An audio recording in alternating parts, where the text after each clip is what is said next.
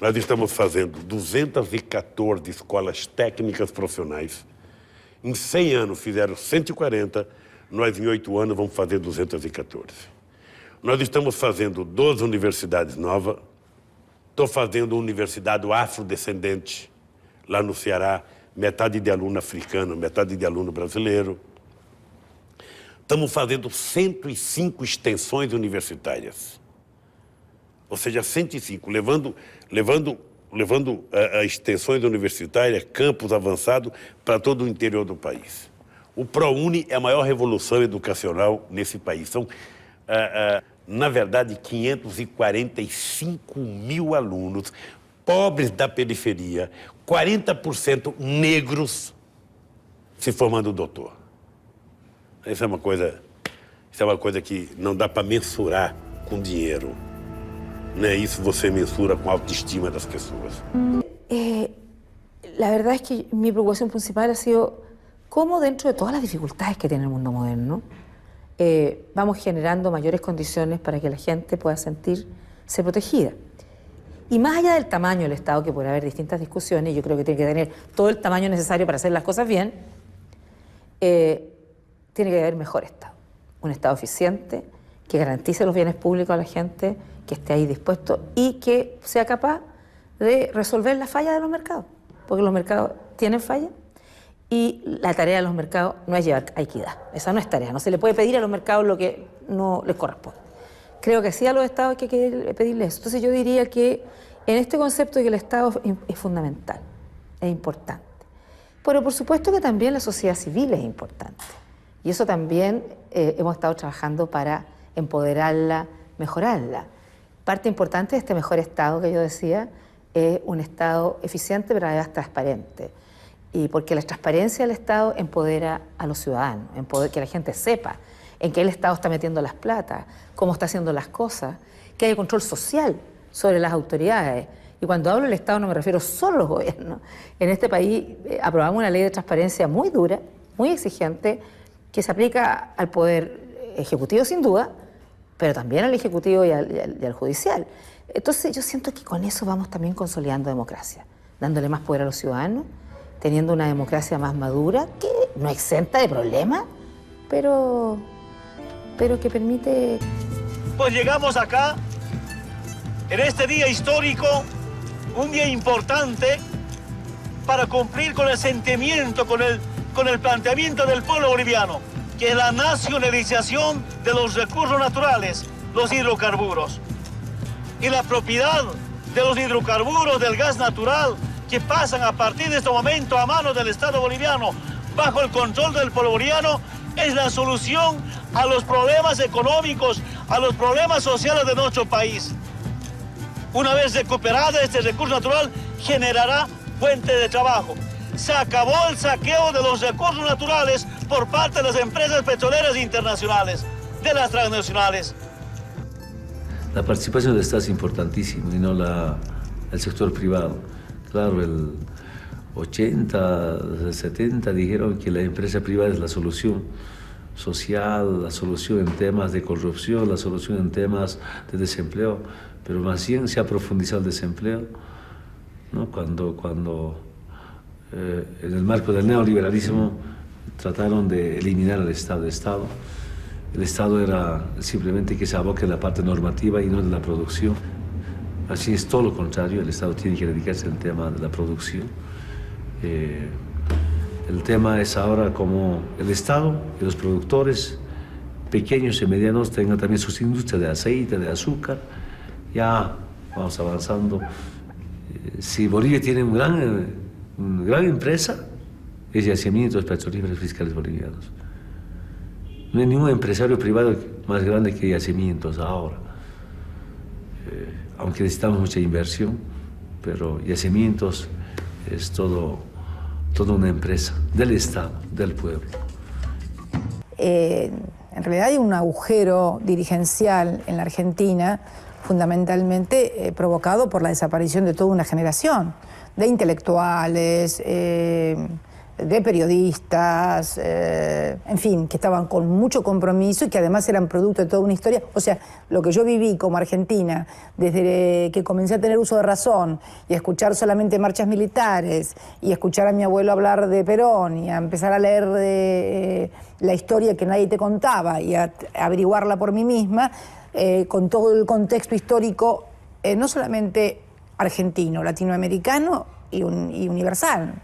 Mayo francés, Marcuse, la imaginación al poder. O sea, había un contexto que iba conformando dirigencias. Bueno, una parte de esa dirigencia argentina fue suprimida. Sou homem que eu não tenho dificuldade de tomar decisão. Eu não tenho dificuldade. Ou seja, eu apenas gosto de ouvir sempre mais uma pessoa. Ou seja, eu às vezes vejo um ministro meu, um assessor meu, me convence de uma coisa, mas eu sempre preciso de uma segunda opinião, de uma terceira opinião, de uma quarta opinião. Se eu puder convocar o movimento social para falar, eu convoco. Porque eu acho que quanto mais gente a gente ouve, sabe, mais fácil fica a gente tomar decisão. Eu já fiz no meu governo mais de 57 conferências nacionais. Conferência de homossexuais, conferência de deficiente físico, conferência de negro, conferência de índio, conferência de saúde, conferência de mulher, conferência que você possa imaginar. A última agora vai ser da comunicação. Tem uma briga enorme entre os donos da comunicação e a sociedade embaixo que quer fazer uma conferência séria para determinar um padrão de comunicação no Brasil. Sabe? Tudo isso debatendo livremente com a sociedade. Ou seja, a ideia básica é dizer o seguinte: olha, o Brasil é de vocês. Eu sou o síndico do Brasil. Eu sou apenas o síndico. Os moradores são vocês.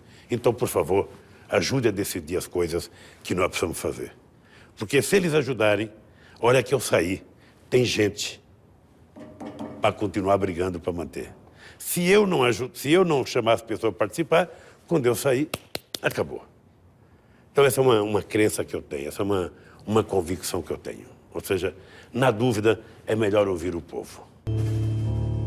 Yo leí una frase tuya que me hizo repensar mucho incluso la realidad nuestra Argentina. O sea, no tengo ninguna responsabilidad respecto de lo que pasó en aquel momento, pero tengo la responsabilidad que no se repita. Me impactó muchísimo esa frase. ¿En qué se traduce esa responsabilidad que no se repita? Ya desde el presidente Lago se trabajó la concepción sobre una política de derechos humanos que dijera no hay mañana sin ayer. Ese era primero un gran concepto. Y no hay verdad si no hay además justicia y reparación. Yo diría que en esos tres conceptos han guiado lo que fue la política de derechos humanos del gobierno pasado y del mío. Y en concreto lo que ha significado, por un lado, es decir, es muy importante saber la verdad de lo ocurrido. Y yo esto lo digo en todos mis discursos, es que una de las, yo diría,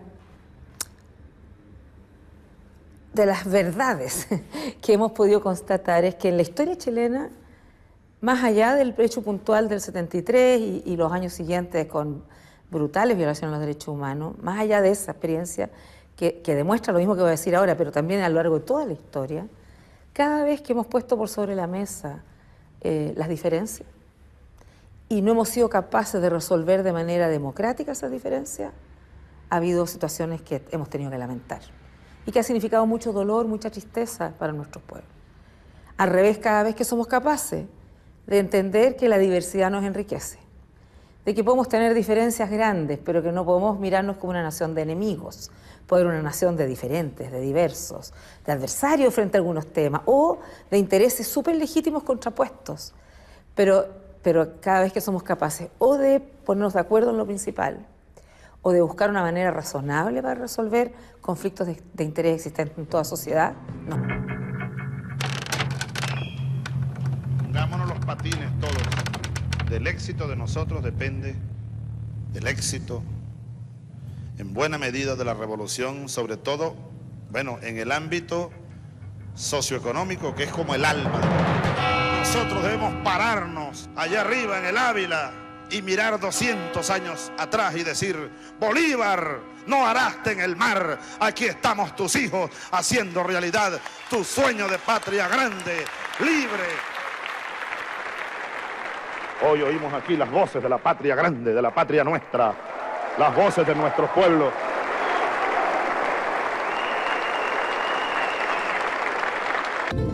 América Latina necesita hechos y políticas contundentes por parte de quienes tenemos responsabilidades de gobierno. La región está destinada a ocupar un lugar protagónico en el siglo XXI, pero solo si somos capaces de aceptar nuestras diferencias en el marco de una construcción común, colectiva. Nuestro destino es común y colectivo. El desafío es que esa integración dé frutos concretos y rápido, porque si no, pues se deslegitimará. Por eso mi preocupación con ese estatuto de UNASUR, donde está dominado por la burocracia. Yo creo que eso no va a ningún lado si no hacemos cambios profundos en ese estatuto. O sea, nos dejamos impresionar en fútbol, utilizando términos futbolísticos, anticipar por la burocracia, ¿no? Entonces, de nuevo se nos enquistó ahí la burocracia. Y si no somos eficaces en esa integración, para la retórica bajar hechos concretos, nuestros pueblos se pueden rebelar frente a esa integración, ¿no? Creo que esa integración debe enfrentar los problemas comunes y dar respuestas rápidas a esos problemas que incidan concreta, claramente, en la vida cotidiana de nuestra gente, que mejore esse nível de bienestar, essa vida cotidiana, senão fracassará a integração. É importante, e eu disse para vocês, e foi feito num boletim do sindicato, de que a greve é um estágio de consciência. E esse estágio de consciência permitiu que 100 mil trabalhadores ficassem parados 17 dias, sendo que praticamente 90 mil não saía sequer na rua. Só saía para vir para as assembleias. O que eu quero pedir para vocês agora é, mesmo os caras me prendendo, vocês continuarem em greve até a vitória. Como presidenta, ¿cuál sería el objetivo principal? Creo que vivir en un país más justo. Vivir en un país más justo. No en el país que sea el país justo, porque eso es imposible. Pero en un país más justo, sí. Me parece que todavía es un país injusto. Me parece que es un país inequitativo. Pero no solamente en términos de distribución del ingreso. Porque si todo se solucionara con distribución del ingreso, creo que tampoco es un país justo en cuanto a reconocimientos. Creo que es un país que todavía discrimina. Creo que es un país que no trata a todos por igual, que si vivís en el centro del país y si además sos rubio de ojos celestes tenés más oportunidades que alguien que vive en una provincia del norte y que es colla, por ejemplo, tiene la piel oscura. Creo que no solamente la justicia está en lo económico, sino también la justicia está en el reconocimiento social y por sobre todas las cosas en tratar con respeto y con igualdad a todos, pero sobre todo a los que menos tienen, que exigen mayor respeto, ¿no? Pero hay una frase de Sucre que dice: cuando los pueblos de esta América se fueron a la batalla por la independencia, entendieron que también lo hacían por la justicia y por la igualdad. Y Sucre empezó a repartirle tierra a los indios, y a recoger los niños pobres y a abrir escuelas, abrió caminos, el primer puerto. Entonces Bolívar, medio siglo antes que Carlos Marx, lo dijo, y yo creo que con más claridad que el mismo Carlos Marx. Bolívar dice ahí en Angostura, en el Orinoco: la naturaleza nos hace diferentes, desiguales a los seres humanos.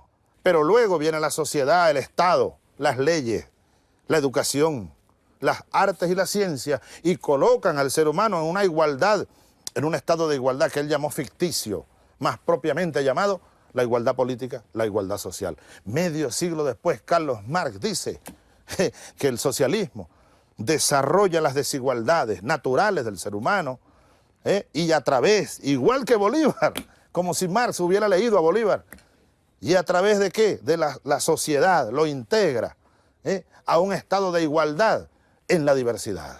O maior exemplo de governança você não pega num livro, Pega numa mãe. Ou seja, ela vai sempre tratar daquele que está mais debilitado. Ela vai sempre. Se tiver que dar um pedacinho de carne a mais, ela vai dar porque está mais debilitado. Se tiver que dar uma mamadeira a mais, ela vai ter que dar para o mais debilitado. Ela adora todos, ela ama todos. Mas aquele debilitado não é o mais bonito, não é o mais esperto, é o mais necessitado. Esse é o espírito de mãe. Eu te confesso que eu governo o país com o espírito de mãe. Ou seja, nós temos que cuidar das pessoas mais pobres. O rico não precisa do Estado.